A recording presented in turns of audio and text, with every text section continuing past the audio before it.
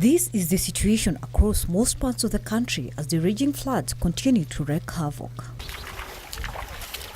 Forecast by the Meteorological Department painting a grim picture, with the weatherman predicting sustained rainfall in coming days with an increased intensity over the coastal region.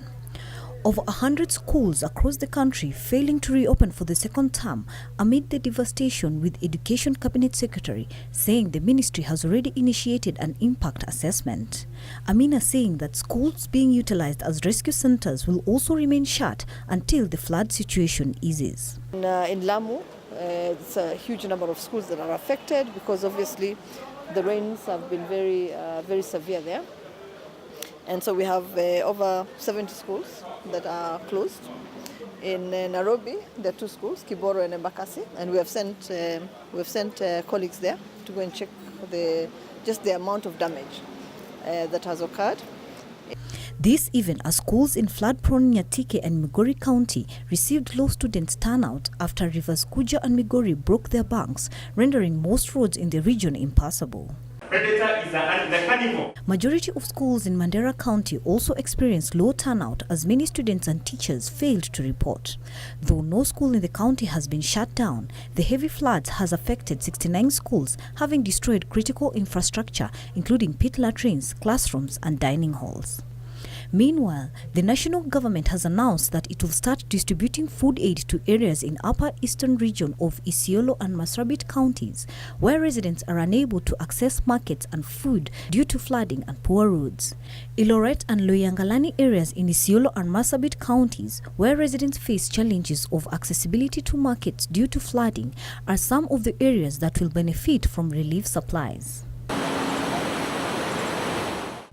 Murang'a County Commissioner John Elungata urging residents of Kahatia in Kiharu constituency to cooperate in the safety evacuation process to safety zones. Ukitokea jambo fulani tunafanya hivi. Ukitokea jambo tunafanya hivi.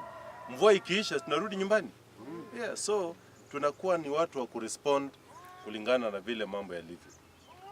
Elsewhere, Garissa County government has threatened to sue power generating company Kengen over massive destruction of property following the spillage from the Kindaruma dams that left over 2,000 families displaced. So sooner or later we are going to take them to court, but that decision we have made, and we ensure that we not only get compensation for the past and the present damage they have caused, but even get cushion ourselves against the future damage to be caused by Kengen, because this has become their business of destroying what we have while they are trying to make money through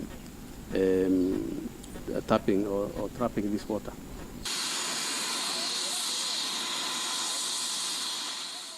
In Mwingi, hopes of recovering the 5 people who went missing after drowning at River Enzui continued to diminish after private professional divers who had been hired failed to recover the bodies, concluding that the bodies might have been buried deep in the sand by heavy rains.